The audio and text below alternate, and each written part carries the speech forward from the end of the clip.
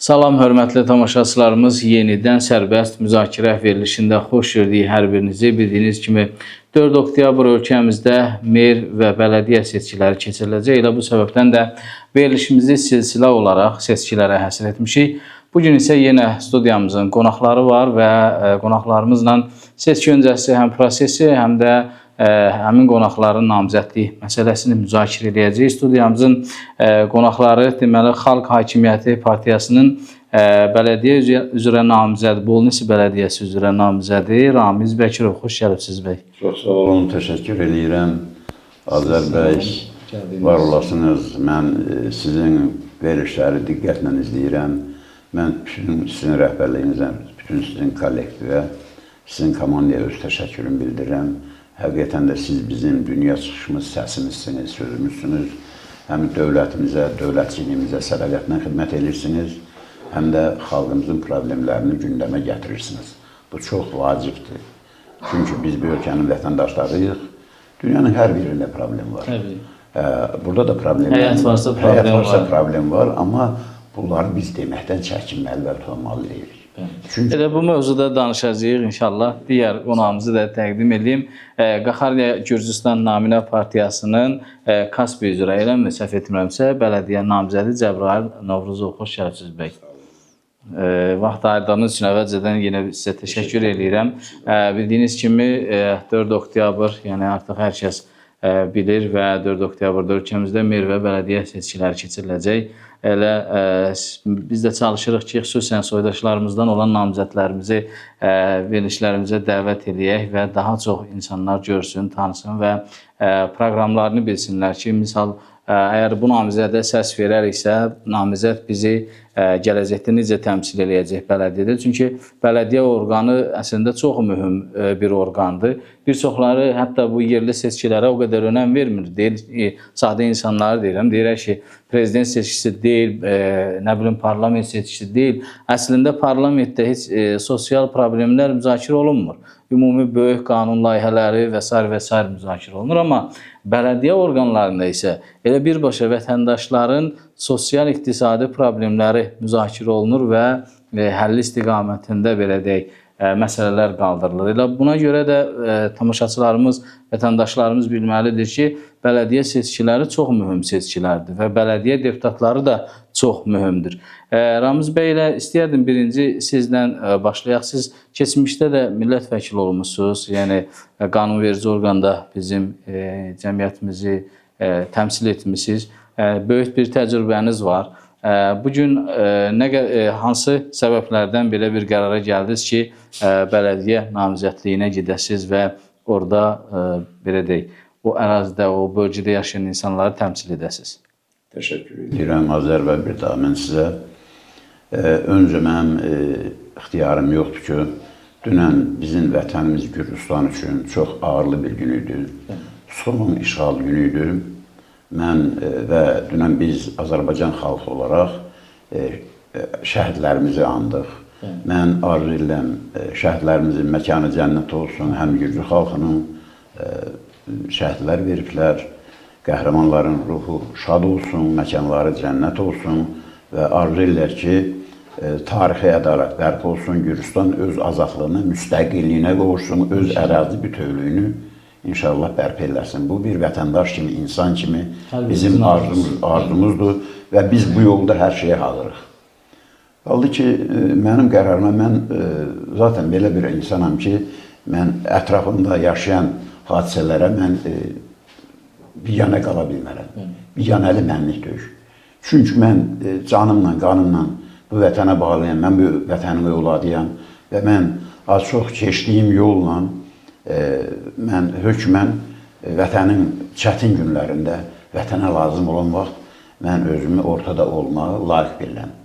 Və bunun üçün mən qərar verdim ki, həqiqətən mənim ətrafımda olduqca xoşa gəlməz hadisələr baş verir. Yəni, bu gün hakimiyyət olaraq, deməli, hakimiyyətin nümayəndələri yerlərdə gətirirlər, neçə illərdir qalmış daxili yolları təmir edirlər. adama sual verirlər. Yəni sən hardaydın bu 13-15 ildə? Hardaydın ki, sən bu gün gətirirsən, o bizdə necə deyirlər, xalqın gözünə kül atırsan. Onun üçün hətta deyərik 5-6 ay bundan qabaq hardaydın? Bəli, hardaydın da. İndi sən gətirib xalqı səs vermədən səs verməyəsən xatırlayırsan. Yəni xalqa belə münasibət olmaz. Mən bayaq sizlə şəxsi söhbətlərimdə dedim ki, mən çox təəssüf eləyirəm. Vaxtilə Kartılı Ot Sinəbanın tərkibində, Gürcü tərkibində mən də olmuşam və bu bizdən əvvəl yəni rejimin, Saakashvili rejiminin dəyişdirilməsində mənim də az çox xidmətlərim olub. Nəysə, mən bu gün təəssüf eləyirəm ki, bu hakimiyyət xalqdan aralıdır. Xalqdan aralıdır. Ona görə bizim yeni meydana çıxmış olan Saxalxo Xilisufleba Xalqın Hakimiyyəti Partiyası mən elə biləm ki, xalqın səsi olacaq. Yerlərdə konstitusiyamıza görə hakimiyyətin mənbəyi xalqdır. Xalqdır, konstitusiyamıza görə. Ona görə hakimiyyət həmişə xalqla yaxın olmalıdır. Xalqla əlaqələri pozmalı deyil. Seçildikdən sonra çəkilib kreslosunda oturmamalı. Bəli, xalqın dərdinin sərinə, bəli, cəmiyyətin içində olmalıdır. Xalqın dərdi sərinə heç biganə qalırlar və boş vədlər verirlər. Bir daha deyirəm, bir səs vermədən səs verməyə insanlar yada düşürlər. Bizim Saxalxo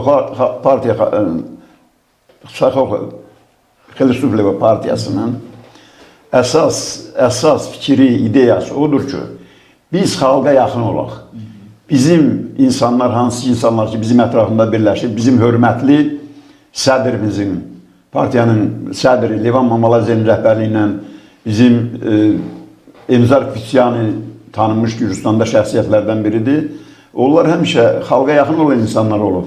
Levan Mamalaze uzun müddət bizim regionun rəhbəri olub. Hamı etiraf eləyə bilər ki, Levan Mamalaze vaxtı ilə elə bir kənd, elə bir oba, elə bir rayon yox idi. Onların problemlərinlə o çətin məqamlarda məşğul olmasın, xalqa yaxın olmasın, xalqın içərisinə getməsin. O stolda oturan adam deyildi. O bütün vaxtın xalqın içərisində olurdu. Bu gün də o siyasi lider kimi qərar verdi ki, bəli, mən bu çətin günə xalqımla olmalıyım. Biz də qərar verdik ki, bəli, biz bu gözəl dostumuzun, bizə çox sayğı ilə yaraşan dostumuz Levan Mamalazenin yanında olmalıyıq, biz onu təhqir etməli deyilik. Bir vətəndaş olaraq, ölkənin insanları olaraq. Və biz Xalq Hakimiyyəti Partiyası olaraq fikrimiz oldu ki, bir daha deyirəm, dövlətlə xalq arasında olan münasibətlər qoyub möhkəmlənsin. Xalqın səsi dövlətə çatsın. Xalq, belə deyim, ayrı yaşayıb, dövlət ayrı yaşaya bilməz. Bu ciddi problemlərə səbəb ola bilər. Ona görə də bu problemlər bir gün götürülməli və Saqrebulqlarda xalqın problemləri qaldırılmalı və o mərkəzə düzgün çatdırılmalıdır, düzgün ötürülməlidir. Gürcüstan hər şeydən əvvəl şərab ölkəsidir. Bizdə üzüm strateji məhsuldur. Məsələn, mənim yaşadığım Bollis bölgəsində, şəxsən mənim kəndimdə, vaxtilə bizim kənddə Sovetlər dönəmində 20.000 tona qədər üzüm verilirdi. Bu gün susuzluqlar, bütün bizim üzümlülər artıq verən olub gedir. İnsanlar bağları becərdirlər, bağları doğruyurlar. Hansı ki, o bağlar illərlə o bağları insanlar becərir, oradan gəlir, yaşayış vasitəsi olur. Bildiyim qədərilə hal-hazırda əldə olan mövcud üzümlər də satıla bilmir. Yəni, qiymət çox aşağıdır. Bəli, Azər bəy, bu da bir mövzudur. Yəni, bizdə emal sənayesi vardı Sovetlər dövründə. Zavod var idi bizdə, emal zavodu vardı, şərab emal zavodu vardı. Təəssüf ki, o zavod bizim müstəqilliyimizin artıq 35 ilini keçir, o zavod bərpa olunmuyor. Və yaxud da biz bilirsiniz ki, kənd təsərrüfat ölkəsi Gürcüstan, xüsusən də Kremo Kartili bizim region ən gözəl kənd təsərrüfat məhsulları yetişdirir. Müxtəlif çeşidli. O məhsulları ancaq kəndçilik bazarda sata bilir. Başqa onun üçün bir emal sənayesi yoxdur. Məsələn, bizim rayonda, Marnolda da çox az bir barmaqla sayılan bir-iki sənaye var. Bu çox vacibdir ki, xalq öz əməyini itirməsin, xalq əməyinin bərpasını görsün. Bəhrəsini görə bilməyəndə məcbur başqa ölkələrə üz tuturlar, Avropaya üz tuturlar. Tamamilə. Və bu da sonra deyirik ki, insanlar ölkədən köç elədilər, əhali sayı azaldı. Bunların hamısı əvvəl məsələnin kökünə getmək lazımdır. Kökü də siz dediyiniz məsələlər. Tamamilə doğru. Mən tamamilə sizinlə çox təşəkkür edirəm müəllim. Cəbrayıl bəy, sizi tamaşaçılarımız eşitsinlər. Səhv etmirəmsə, siz daha öncə Vahid Milli Hərəkat Partiyasında olmusunuz. və bələdiyyə üzvü kimi fəaliyyət göstərmisiniz. Elə bu barədə məlumat verərdiniz və sonra artıq yeni bir partiyaya keçidinizi də izah edərdiniz. Mən də salamlayıram. Hər birinizi təşəkkür edirəm. Məni dəvət elədiyinizə görə. Bəli, mən 4 ildir ki, Səqrəblu deputatıyam. Kaspий rayonunda. Bizim 7 kənddir da. Azərbaycan kəndi 7 kənddir. O 7 kəndə bir dənə Azərbaycanlı lazımdır da. Ağırsını, qayğısını bilən, nədir? Bəli, Səqrəbluda, bəli. Bizim Kartruçinba hələn bir dənə Azərbaycanı təyin eləmək var. Bəli, yoxdur. Bir tək mənim. Ki, bizim millətin ağırsı nədir, dərdi nədir? Bu seçki vaxtı gedib səs istəyir da bizim millətdən ki, bizə səs ver, bizə dəstək ol. Bizim millət buna dəstək olur. Bizim millət dəstək olduğu üçün bizim millətinə bir adam olmalıdır da. Ya Səqrəbluda, ya Meriyada. Ki, bir dənə işçi olsun ki, nə lazımdır, yoldur, sudur. Var ki, insanlar has ki, elə insanlar var ki, bu gündən sabaha imkanı yoxdur. Devlətdən köməklik istəyir. Mən də 4 il ərzində millətimə, öz Azərbaycanlı millətlərimə dəstək olmuşam, qayğımı göstərmişəm. Bugün də gənə də aynı mən millətimi, vətənimi sevən insanım. Sevirəm millətimi də, vətənimi də əzizim. Yəni belə qərara gəldiniz ki, Vahid Milli Hərəkat Partiyası seçkilərə qatılmır və bu səbəbdən də artıq Georgi Qaxaryanın partiyasına qoşuldu. Mən 2023-dən mən yazdım, çıxdım o partiyadan. Aha, müstəqil olaraq fəaliyyət göstərdiniz. Çıxdım, ona görə ki, onlar apardığı siyasət doğru deyil. Aydındır. Doğrudur. Ümumiyyətlə, o bölgədəki, xüsusən o dediniz 7 kənd var ki, orada soydaşlarımız yaşayırlar. Əsasən orada hansı problemlər mövcuddur?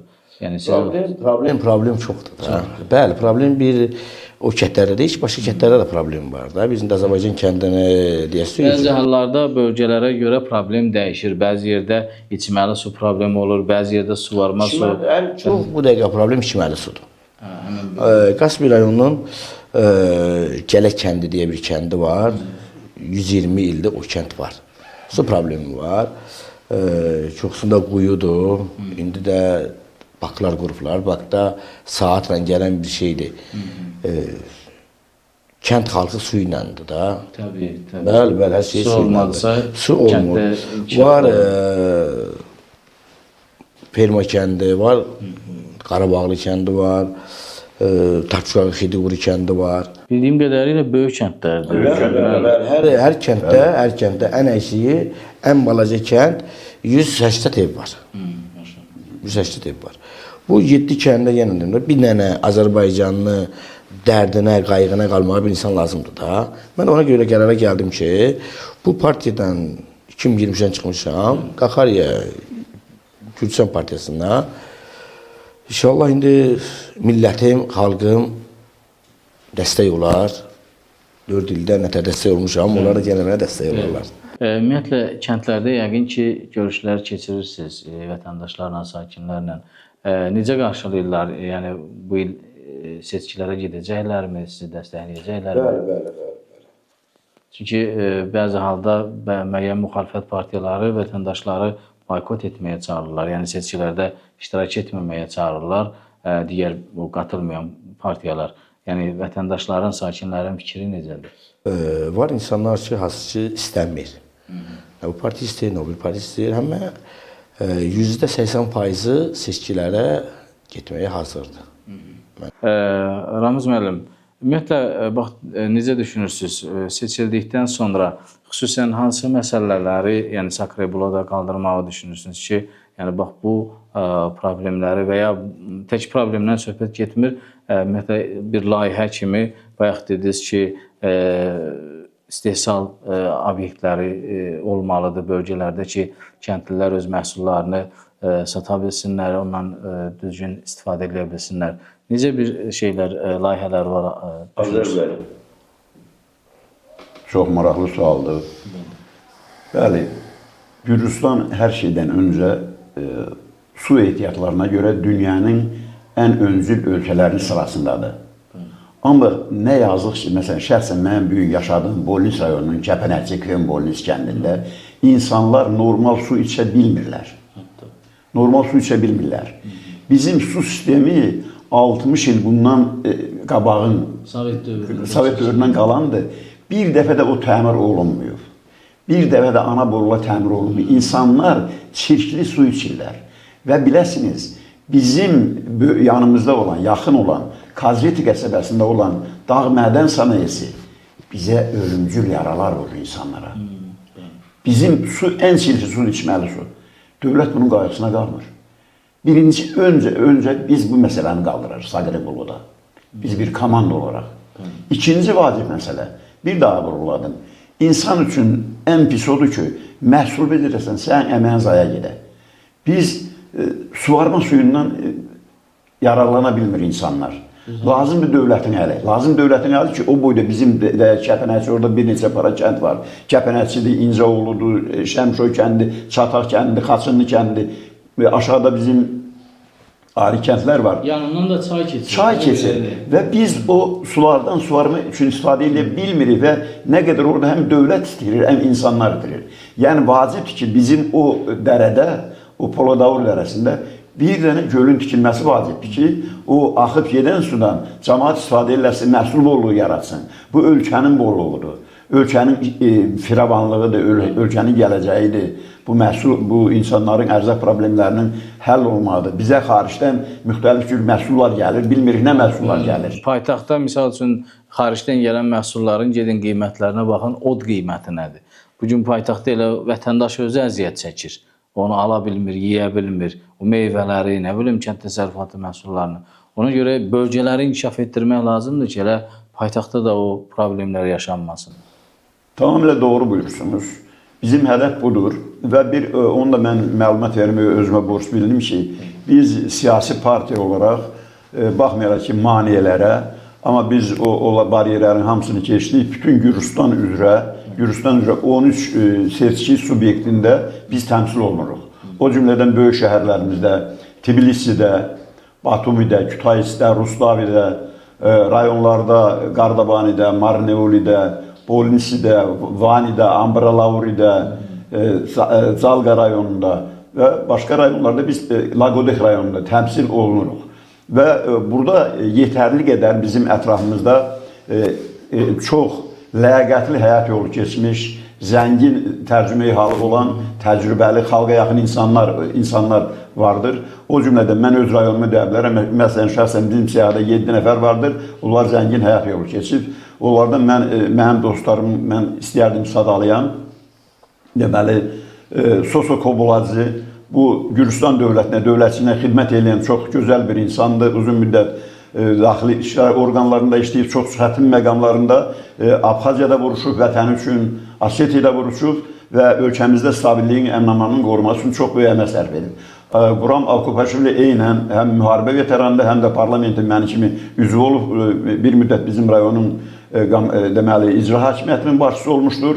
Ondan qeyri olan dostlarımız da Xanlar Abdullayev, yəni öz bölgəsində, öz kəndində, Daşlıqollarda, onun ətrafında tanınmış bir bizim ziyalımızdır, gözəl bir insandır, təmiz bir insandır, xalqına bağlı insandır və Şahəli Bayramov bizim İmrəhsən kəndindən, o da ki, xalq içərisində olan insandır, yəni xalqa yaxın olan insanlardır və bir namizədimiz də Niyaz Mirzoyevdir, hansı ki, Niyaz Mirzoyev uzun müddət Abxaziya müharibəsinin iştirakçısı olub, Asetiya müharibəsinin iştirakçısı olub, deməli, daxili xidmət orqanlarında iştirak edib, vətən üçün vuruşub, bizə baş uzaqlığı gətirib. Bax, belə insanlar bizim siyahımızdadır və bütün Gürcüstan üzərində mən deyərdim ki, çox zəngin bir daha mən vuruluram, həyat yolu keçmiş, çox millətinə, dövlətinə bağlı olan insanlardır.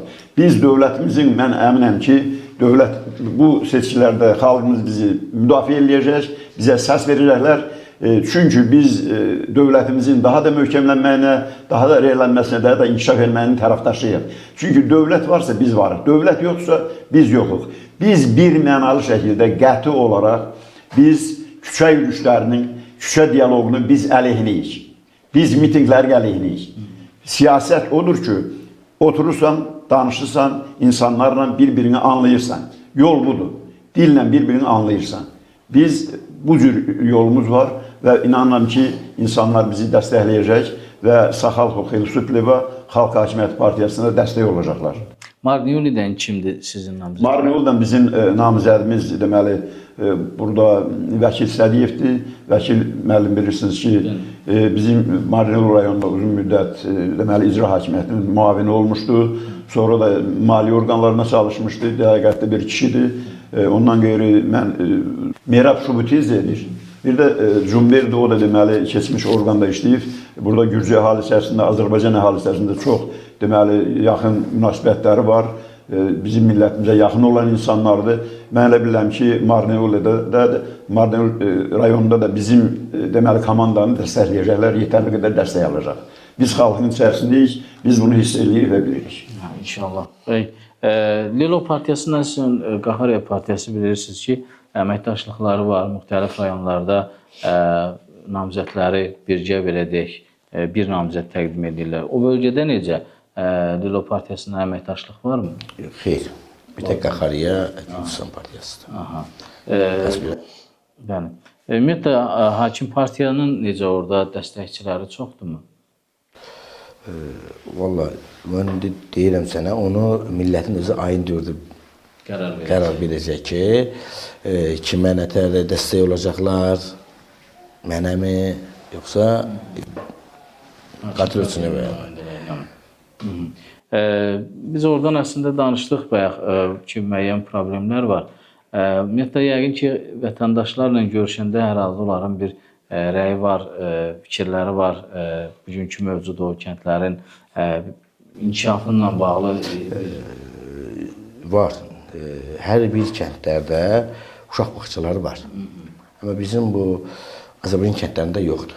7 kəndin heç birində mi yox? Yoxdur. Məktəblər var, amma uşaq bağçaları yoxdur. Uşaqları və hara aparırlar? Artıq da 10 kilometrə, 15 kilometrə hər kəs öz xarcınla, dəstəyinlə uşaqlarını rayona aparır. İlk mənim sözüm olacaq ki, ya bizim millətə, yaşayan Azərbaycan millətlərə marşrut versinlər dövlət tərəfindən ki, o uşaqları bağçaya gətirsin və ya o kəndlərdə tikilsin. Ən azından bir neçə kəndin yaxın belə deyək, orta məsafədə bir bağça tikilsin. Perma Qarabağlı, Taçuşağı, Xidiqoru o kəndlərin ortasında bir dənə bağça tikilə bilər. Ki, bəli, Xidiqoru, Taçuşağı, Ferma kəndi, Qarabağlılar kəndləri o bir dənə iki kəndin ortasında o uşaqları bağçaya apara bilərlər. Bax, bilirsiniz, bəzi halda biz son dövrdə bir neçə insident də müşahidə elədik bu dil belə deyək, zəminində. Əslində, dövlət bu şeylərə diqqət eləməlidir. Uşaq bağçası məsələsi çox mühüm məsələdir. Elə uşaqları birinci himindən dövlət dilini öyrətmək lazımdır. Yəni, bu sistem düzgün qurulmalıdır. Məktəblərdə dilin tədrisinə xüsusi önəm verilməlidir. Diqqət yetirilməli. İnanın ki, mən indi ad çəkmək istəmirəm. Elə məktəblər var, düzdür, dərs saatı var. Amma orada yəni şeirdən başqa uşağa bir şey vermirlər. Get bu şeiri əzbərlə gəl, get bu şeiri əzbərlə gəl və nəticə olaraq o uşaq artıq 11 illik, 12 illiyi bitirir, amma şeirdən başqa heç nə bilmir. Yəni, uşaq bağçası məsələsi də çox mühüm məsələdir. Ona görə də öncə dövlət bu məsələləri həll etməlidir. Sonra vətəndaşdan tələb etməlidir ki, sən dövlət dilini bilməlisən. İstərdim elə son bu baş verənlərə də bir münasibət bildirəsiniz, fikrinizi alaq. Azər bəy, siz bizim üçün çox vacib olan bir məqama toxundunuz. Mən biraz keçmişə tarixi ekskursiya eləmək istərdim. Mən yaxşı xatırlayıram, mən parlamentin üzvü olan dövrdə mənim həmkarlarımla birlikdə biz yüzlərlə milli azlıqların hüquqları, mədəniyyətinin, dilinin, dininin qorunması üçün beynəlxalq müqavilələrə səs vermiş və Gürcistan müqavilələri qoşulub. Amma təəssüf ki, bugün bizim cəmiyyətimizdə xoşa gəlməz hallar var, hansı ki, bu insanların ciddi etirazına səbəb olur.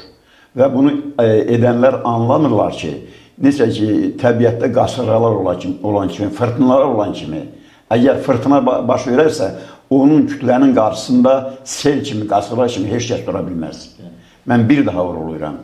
Mənim bu dövlətə, bu dövlətçiliyə, Gürcüstan dövlətinə çox böyük sevgim var. Çünki mənim bura vətənimdir. Mən buranın havasını uduram, suyunu içirəm, çörəyini yeyirəm. Mənim övladlarım da Gəlmə deyilik, biz aborigenik. Aborigen millətiyik. Və biz Gürcü dövlətçiliyinə, tarixən, bizim keçmişimizdə, bugün qəhrəmanlarımız var. Biz sevgi ilə yanaşmışıq. Sevgi ilə, amma bizə bu cür münasibət olmalı deyil. Mən xahiş edirəm ki, belə şeylərdən çəkinsinlər, etməsinlər, diqqət eləsinlər. Onu da burada məktəb məsələsində mən toxunmaq istəyirəm. Bu da bir ağır məsələdir. Mən yaxşı xatırlayım, bizim parlamentdə olan dövrdə bizim 200-dən artıq məktəbimiz vardı. Ancaq bugün nə yazır ki, bizim cəmi bir 130-a qədər məktəb var. Məktəblər o qədər də qalıb. 80 neçə məktəb qədər. Yarısı da Gürcü, iki dilli məktəblərlə birlikdə desək belə olar. Mən bir daha deyirəm. Bizim hüququmuz üçün biz Azərbaycanlı olaraq milli dilimizdə təhsil alaq. O milli dili itirmək millətin ölümü deməkdir. Ölünü diriltmək kimi bir şeydir. Mənim qarşımda mənim gözəl həmkarım əyləşib, mən onun şəxsiyyətinə çox hörmətim var. Bizim çox gözəl, ağıllı, bilikli, qabiliyyətli, vətəninə bağlı bir gəncdir. Cəbrayıl qardaşım, mən ona uğurlar diləyirəm. Mən inanmam ki, o öz xalqının etimadını doğrulacaq və bütün o bölgədə yaşayan Azərbaycanlarına və Gürcülərin də səsini alacaqdır. Amma bizim bugün dilimizin boğulması, məktəb saatlarının azadılması, süni olaraq ki, burada hökmən Gürcü şöbələr açılmalıdır. Bu bağışlanılmazdır. Mən yaxşı xatırlayıram. Yaxşı xatırlayıram ki, bizim Tbilisidə, bizim universitetdə ayrıca bizim kafedramız var idi. Fakültəmiz var idi. Bugün ermənilərin yenə var. Bugün ermənilərin yenə var, bizim yoxdur. Niyə sual olunur, niyə yoxdur? Mən dəfələrlə bu məsələni biz qaldırmışıq. Biz burada toplum olaraq, biz ziyalı olaraq, mən onun iştirakçısı olmuşam. Yəni biz demirik onların olmasın, onun da olsun, amma mənim də olsun. Ancaq bizimki də olmalıdır. Vaxtilə orada fəaliyyət göstərirdi. Rəhmətli bizim tanınmış folklorşünas, ədəbiyyatşünasımız, alimimiz, Valih Hacılar nə boyda işlər gördü, bizim məktəblərimizə kadrlar hazırlayırdı. O niyə bağlanmalıdır? O hökmən bərpa olunmalıdır. Hökmən bərpa olunmalıdır. Bir daha deyirəm, bu bizə qarşı... Milyon yarım Azərbaycanlı yaşayır sonra. Bəli, bizə qarşı ədalətsizlikdir, bizə qarşı hörmətsizlikdir. Bunu etmək olmaz. Bunları hökmən bizim dövlətimiz nəzərə almalıdır. Dərsliklərimiz nə gündədir? Bizdə nə qədər savadlı insanlar var ki, o dərsləri Gürcülərlə birlikdə düzgün yazsınlar. Düzgün anlamda olsunlar bizim balalarımız. Kitabın yarı Rusca çıxır, yarı Azərbaycanca çıxır, yarı Gürcücə çıxır. Bilmirsən, yəni bu kitaba nəzarət olunmurmu? Öncə bunun bir nümunə, biri çapı olunub, buna bir baxış keçiriləsidir. Görək bunun harasında səhv var, harası düzəlsin. Sonra hətta bu yaxınlarda kitabın üz qabığı erməni dilində, içi Azərbaycan dilində çıxmışdı. Bu da bir həqiqətən. Demək ki, nəzarət olunmur. Kim hazırlayıb verirlər çapa, vurun getsin. Yəni belə olmazaq. Mən bir daha təşəkkür edirəm ki, bizi dəvət eləmisiniz. Bizə başqa cür baxanlar getsinlər, öz tarixini varaqlasınlar, böyük ədiblər, Şahsavadzeni yaxşı oxusunlar, Cavaxişvilini yaxşı oxusunlar, Zeretelini yaxşı oxusunlar ki, onlar Azərbaycan xalqına necə münasibət bəsləyir. Mən yaxşı bilirəm ki, şəxsən rəhmətli Şahsavadze bizim o vaxtki ziyalılarla, Emin Ağa Borçalı ilə qarış-qarış Borçalını gəzir ki, o vaxt ara qarışlarlar olur ki, Gürcü və Azərbaycan xalqları arasında bir qarşı durma olmasın. Bu dostluq, bu birlik bizim dövlətçiliyimizin gələcəyidir. Biz bu dostluğu göz bəbəyi kimi qorumalıyıq. Elə insanlar, hansı ki, ara qatırlar, biz Azərbaycanlı və Gürcü olaraq onların əleyhinə olmalıyıq. Bizə gəlmə deyənlər bilsinlər, bir daha deyirəm, biz buranın aborigen xalqıyıq. Geçsinlər, öz Gürcü tarixini yaxşı olsunlar. Mənim bir rəhmətli Valih müəllimdən yaxın dostum vardı, Allah rəhmətdən gedib, deməli, Mikhail Kurduyani. Çox böyük alim idi. Mən nə qədər ona mənim böyük sevgim var, Allah ona rəhmət eləsin.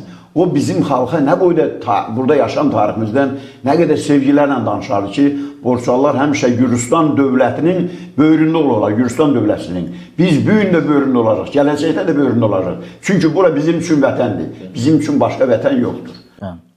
Təşəkkür edirəm müəllim. Gəldiyiniz üçün çox sağ olun. artıq verilişimizin sonuna yaxınlaşdıq. Son olaraq istəyərdim ki, tamaşaçılarımıza siz də müraciət edin o bölgənin insanlarına 4 oktyabrda sizi dəstəkləsinlər və niyə dəstəkləsinlər? Buyurun, müraciət edin. Mən əlbəttə ki, öz millətimdən, xalqımdan dəstək göstərirəm. 4 il ərzində nətər olmuşam, onlar üçün bir sözləri mənim bir iki dəfə deyilməyib. Ayını yenə, ayın 4-dən sonra ayın olacaq. Millətimə, xalqıma, devlətimə dəyərli bir həmə evlad, həmə bir gözəl deputat olacaq. İnşallah. Sizi dinləyək müəllim, buyurun müraciətinizi. Bir daha mən sizə təşəkkür edirəm ki, bizim ölkəmizdə baş verən ictimai-siyasi hadisələri çox gözəl işıqlandırırsınız və bizim əhalimiz, Azərbaycan dilli əhalisi ölkədə gedən prosesləri yaxşı bilməlidir, biganə qalmalı deyil, öz seçimini eləməlidir. Küçə yürüyüşləri lazım deyil, mitinglər lazım deyil. Biz bugün demokratik respublikayıq və demokratik seçim etmək üçün bizim dövlətimiz hər gün şərait yaradıb. Ona görə mən hamını çağırıram ki, demokratik seçim eləsinlər, sərbəst seçim eləsinlər, səslərini Gürcistan dövlətində, Gürcistanın gələcəyinə versinlər və rəngləsinlər.